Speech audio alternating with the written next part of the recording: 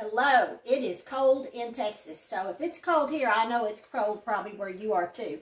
Today I'm going to show you how to make chili, and I'm going to make it on the fireplace.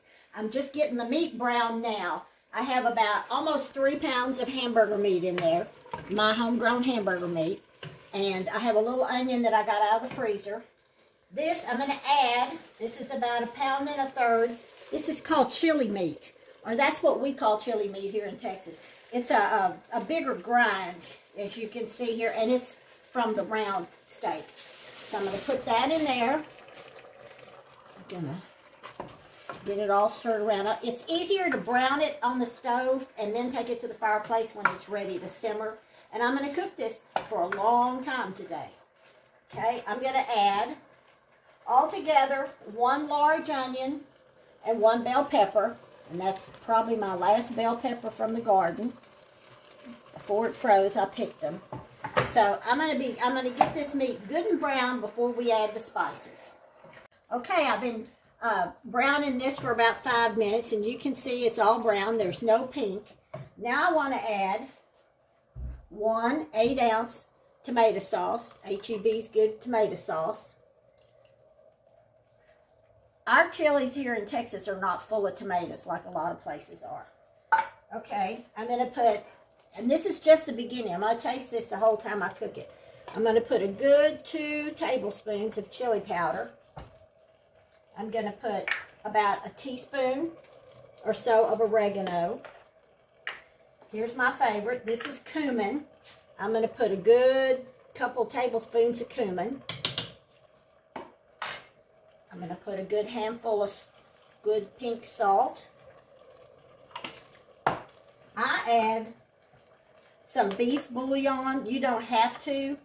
I just do because I want it to taste good and meaty. So that's not quite a tablespoon. I'm going to add some pepper. I don't put garlic in mine because I'm not crazy about garlic. I don't know why. Something happened when I was growing up or something. But anyway, if you want to put garlic, put garlic. I will add a little cayenne pepper kind of at the end. And if I had a jalapeno, I would have a jalapeno in here. So now I'm going to put water to the top, about a 1/2 inch or so above it. Okay, and now let's go in here and I'll put it on the fire. How much time? Okay, I've got my pot, a wonderful pot that I cook in all the time here, on this crane. If you don't have a crane, don't worry. If you have a fireplace, I'll show you how you can use it. I'm going to put this in here. You have to be very careful. You don't want it to burn, so you're going to have to really watch your heat. If you don't have a fireplace and you don't have a crane, get you this is called a trivet.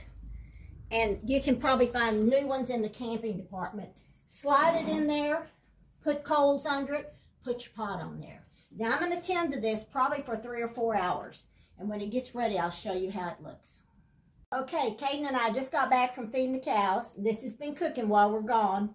And I got a brand new baby calf. Beautiful black calf. See, this is boiling away. I lowered it to a lower hook because I have a low fire. So I'm going to keep cooking this, stirring, tasting for 2 or 3 hours. We're back. I've been cooking this about 4 hours. You can look here and see it's boiling away. I've got a low fire. Don't let your fire get too hot. So I'm going to pull this out. And I wanted to show you right quick some of the things that you would have had with a fireplace back in the 1800s. This is called a tin convection oven. And it has a rotisserie wand in here that you would turn yourself. And the grease would go down in there so you could catch the grease. And it's open on the back, so you would put it right in front of the fireplace. Here's another trivet. Trivets don't have to look like that. Here's a trivet that has a place to put your spoon, to hang your spoon on it. Here's another big trivet. Here's a pot holder. And this is a toaster. That's to toast your bread. You can put your bread there. And this is a foot warmer. you would put your hot coals in there. See, there's some coals. We're very authentic here. Even got spider webs. Anyway, you would put your coals in there in a little container, and that would be, you could put your feet on it and warm your feet. So I'm ready to take this into the kitchen and finish it. Okay, I've got the chili back on my stove here because I want to add one more thing to it. This is 2 tablespoons of flour and some water. This is just going to stiffen it up some. You don't have to do this. It all depends on how you like your chili. But this is boiling, and I'm going to boil it for just a few minutes. I wanted to tell you that I did add maybe another 1.5 cups, maybe 2 cups water while this was cooking. I did add a couple more tablespoons of chili powder, some more cumin, some more salt, some more pepper, and a little bit more oregano. And I do it all to taste, and you can do the same for you. So let me cook this down, and we'll be right back. Here we go. We're finished up here. Here's our chili.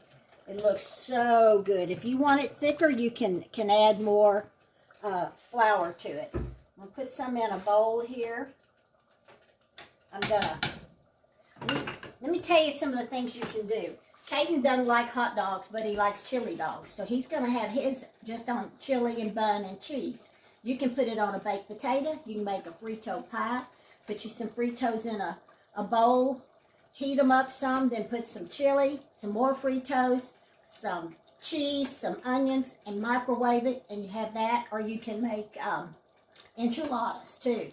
Anyway, I'm going to put a little cheese on mine here, and I'm going to eat these with these wonderful chips here. Thank you for watching. I hope you try this. If you don't want to do it on the fireplace or don't have one, do it on your stove, but do cook it a long time. That's where your layers of flavor come from.